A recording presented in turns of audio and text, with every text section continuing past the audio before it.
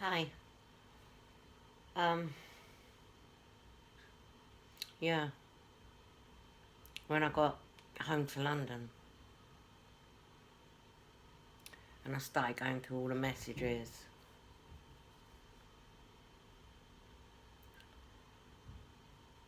I could see in-depth conversations about how they were poisoning me and drugging me at night. And even more shockingly, him saying, I'm having so much fun, kind of really puts a bit of gravity on what's happening. They must have had like a text talk or something like that, because I was getting whole conversations. And this one day they was actually planning on coming down, killing my son, who lived with me, and raping me, showing me pictures of where they were filming me in the house. This is a conversation amongst themselves, so they're not even threatening me. They were planning this, and how they were going to get me to sign these forms. They wanted these contracts signed and the confidence, and she will sign this, and we'll do this, and we'll do that.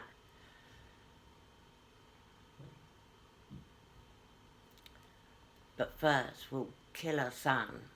And then, do you know, I'm sitting there and I can't get my son to cooperate with what's going on, so I was completely on my own with that. Of course, any sane person would go to the police station, which is what I did. And they wouldn't accept the messages because they're not allowed to look in my phone. I said, but I'm showing you. No, but we're not allowed. This is what they say when they don't want to help you or they're involved. But what they did do was they called a doctor.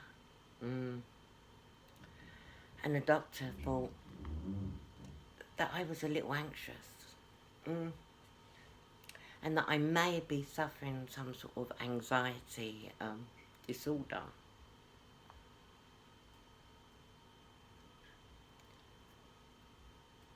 Anyway, it didn't matter what I said.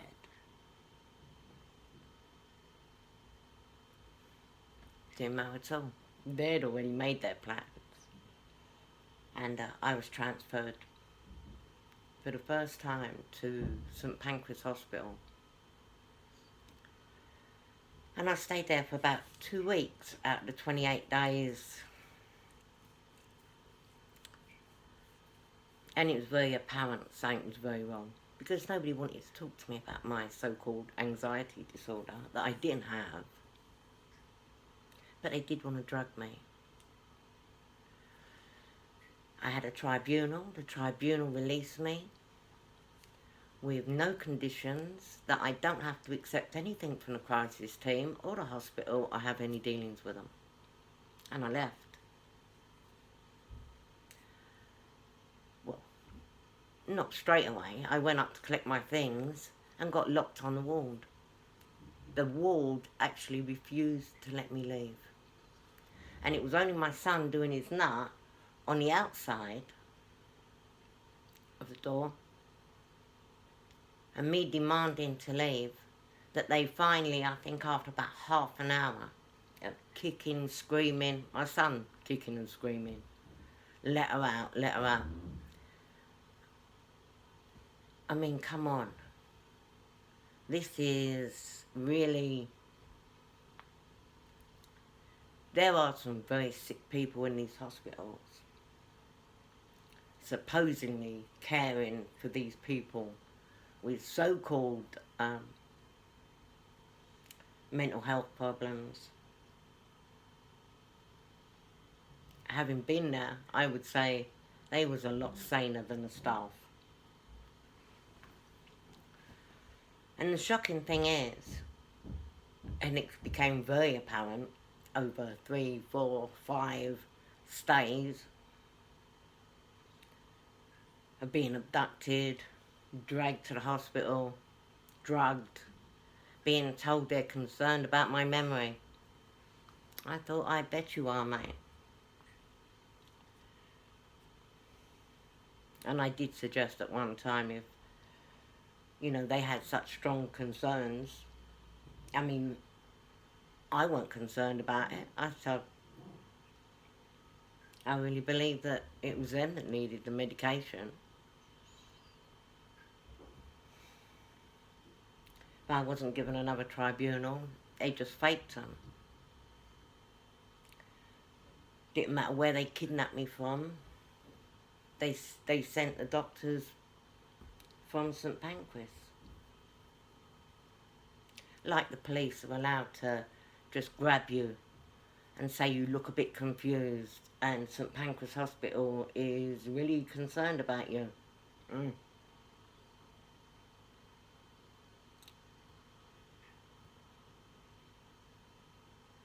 I mean, in that hospital, the people involved is incredible.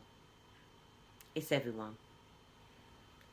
It's like they're not even nurses. They're not doctors. They're not cleaners. They're not cooks. Even some of the patients. They actually plant people in the patients as patients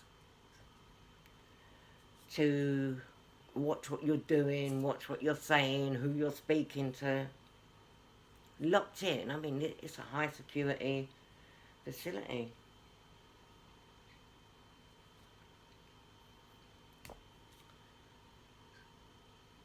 But yeah, you also see the other women that are in the same position as I was, being drugged and robbed, mental health labels stuck on their forehead, incompetent, and the family has to take care of their money. That has to be so illegal. I mean, obviously it's not. Kind of encourages these doctors to be monsters.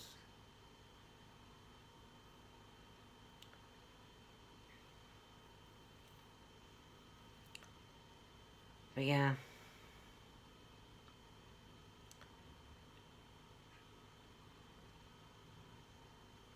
It's like, it's non-stop abuse, and the police, as I said, they're not helping. Well, they're helping them.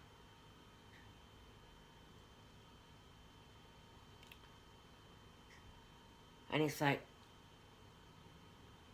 I decided after my nan died, during COVID, not of COVID, suspected perforated gut or something.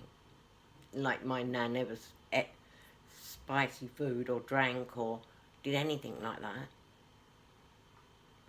Perfectly fit and well before that.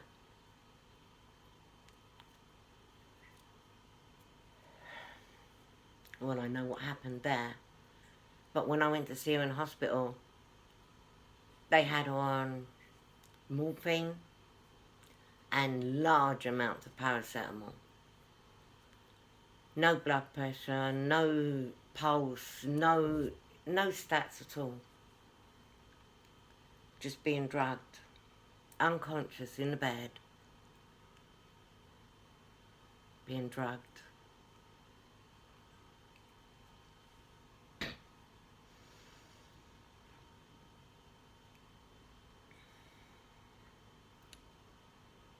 When she died,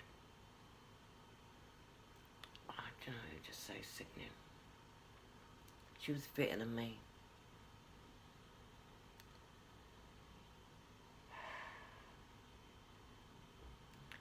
I decided I was going to leave. I had to leave London. I wasn't safe there with the police, the crisis team, social services, the hospitals. Oh my God. The whole neighbourhood.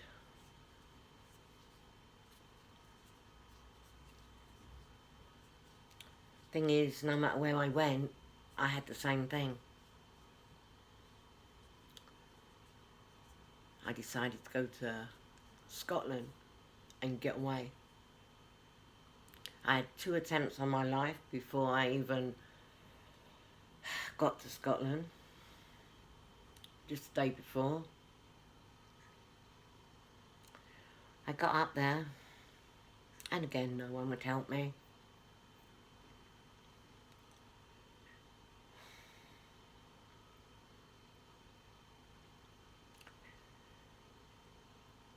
I finally got the council to help me, but it was all staged exactly the same. People in the hotel were paid to keep an eye on me. They was already there before I got there, so that was obviously the council involved there. And then the police came and dragged me out the hotel and took me to hospital.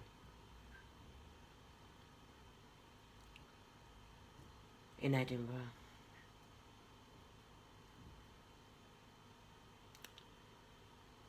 They said Women's Aid was worried about my mental health.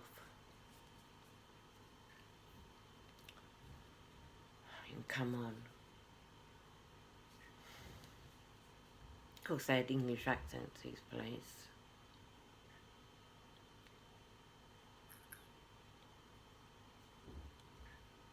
Being drugged. And then they were going to transfer me to St Pancras because they were concerned about me. I managed to get away.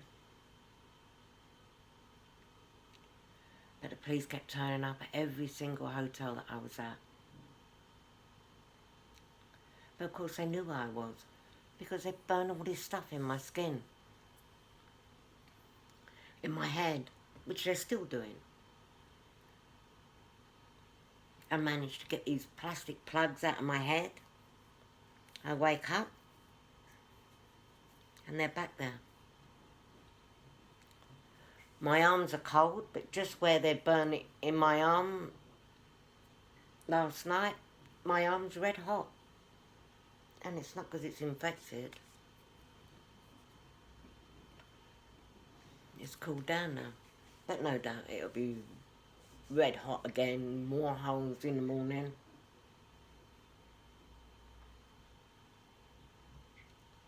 How can these people get away with doing this over and over and over and over again?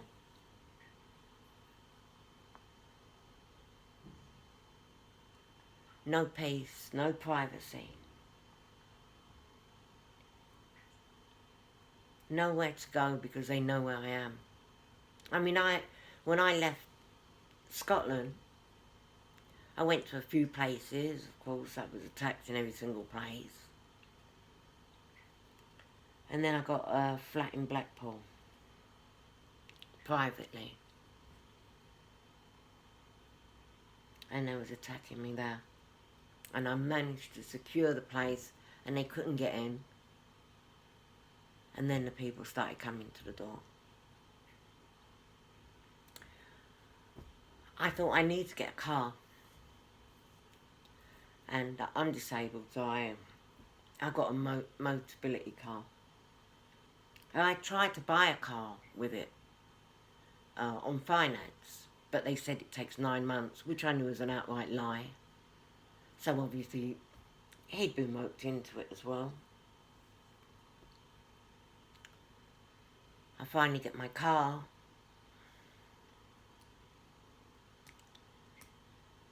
And every morning I put my blue badge in the window and I've got a ticket. And I was walking towards my car and the door locked in front of me.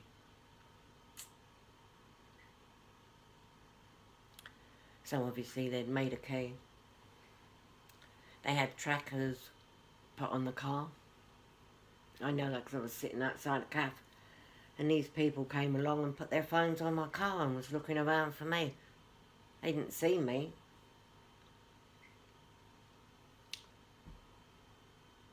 It's like I'm a magnet for every creep with a phone or a laptop. I mean, anybody would think that I have some kind of banking app burnt into my skin with the amount of people that follow me around with phones and laptops. I pull into a car park and someone pulls up beside me and they're just sitting there in their car.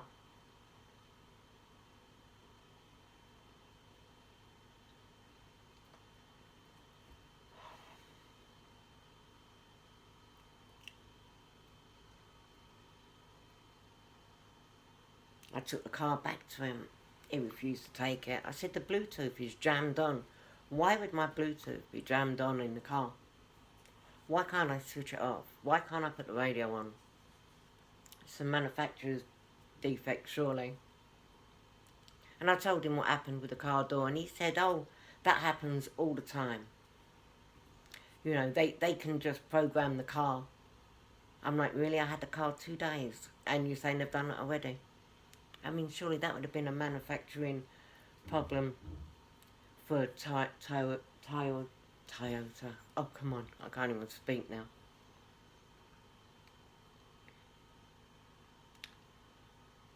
He told me I should go to the place. A big grin on his face.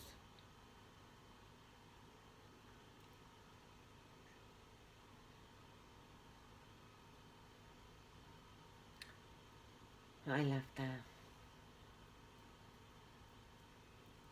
I've been all over the country. Can't go nowhere, can't hide nowhere. Can't get nowhere secure.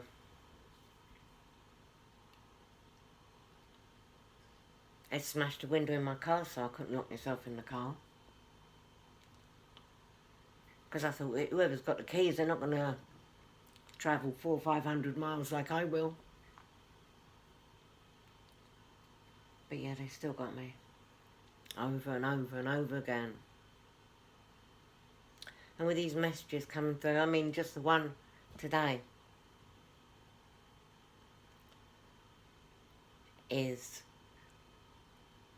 was all about, after this, they're going to do the same thing again. After this, they're going to do it again.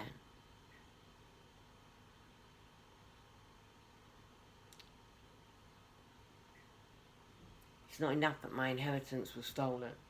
And these people are abusing and corrupting what's already an abusive, corrupt system. But you know, people are getting killed. Not that people should have to be killed before anybody does anything. But people are being killed and people are still not doing anything.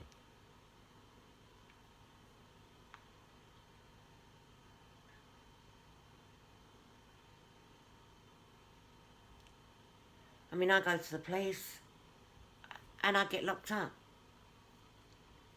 I can't get no help. I can't even get medical help. I haven't even been able to go to a doctor or a hospital.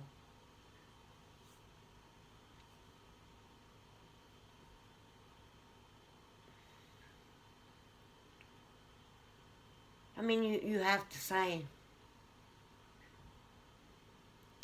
like, who's hiding my trust? Who's holding it that no one can prise it out their fingers? And my mind just keeps going to Gishy Rishi and his blind trust. And I do wonder, is that mine? Or does it belong to one of the other women in St Pancras Hospital who have been drained of their memories, their life savings, forged power of attorney, and having their trust, their estate and everything else transferred to them because they have doctors who are willing to put a mental health label on your head to say you're mentally incompetent and unable to deal with your money. Oh my goodness, we must find somebody else to deal with your money and handle your money. And beat you and monitor you and track you down, beat you, rape you, make movies of you, make even more money.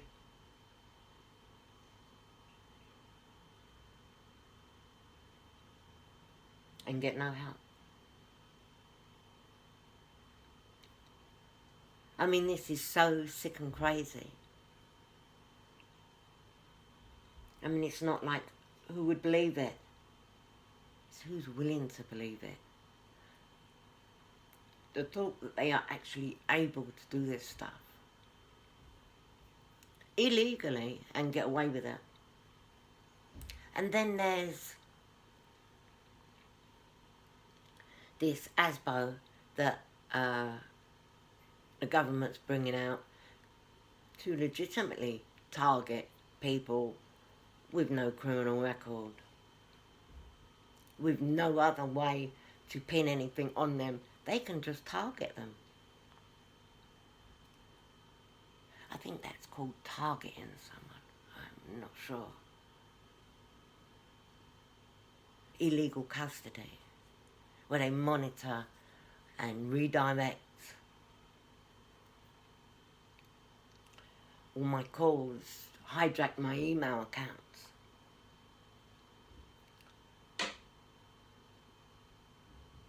Redirect my mail that comes to my house. Totally isolated. I mean, I'm due in court over my flat. Yet no court papers have come through.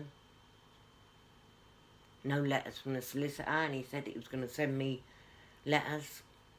Someone's sitting there with them.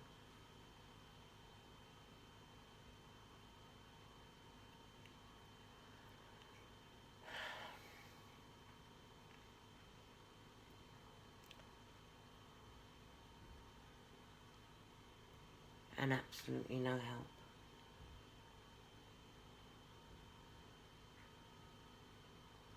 I mean, every time I go to bed, I'm thinking, will I wake up in the morning? I mean, I have my enemy all over me, burning holes in me. Probably, for the moment, it's more profitable for them to keep me alive.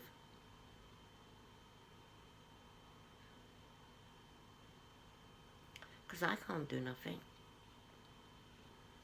I can't even tell the truth without it sounding crazy, or people wanting to believe that it's crazy. Well, it is crazy. Very sick and very crazy. It just ain't my sick and crazy.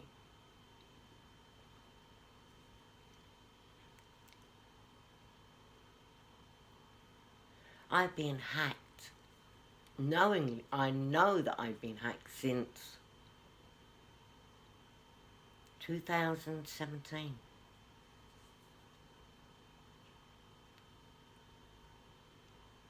2018, my ex tries to kill me, strangle me and beat me to death at the same time.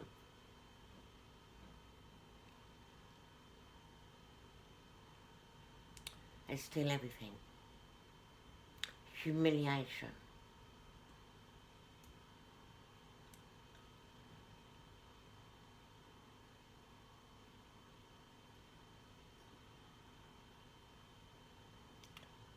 All in my Gmail account.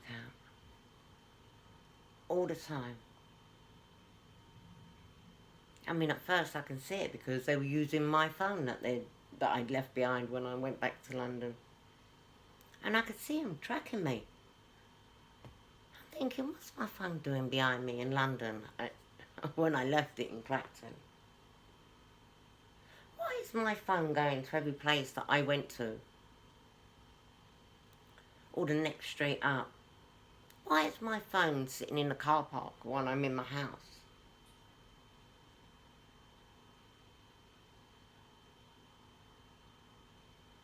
And no, the phone, you know, I can see my phone that I'm actually using on the map.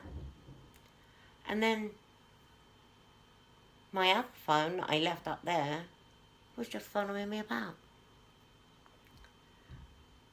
And of course the police wouldn't help.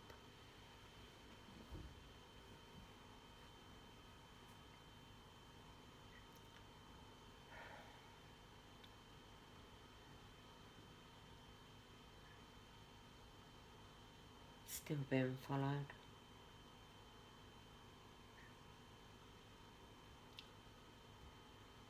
I have no dealings with my family. I try and keep in contact with my sons, although I know that they're threatened all the time.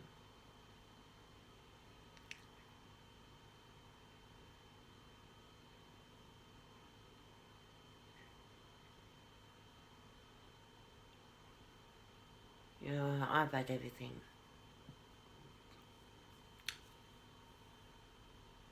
I mean, everything that they could possibly think of, they've done.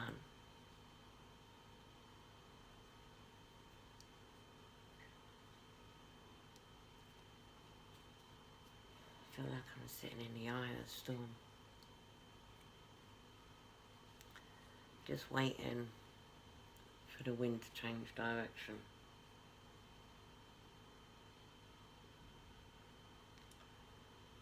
And I have to believe God ain't brought me this far to leave me like this now. I know that.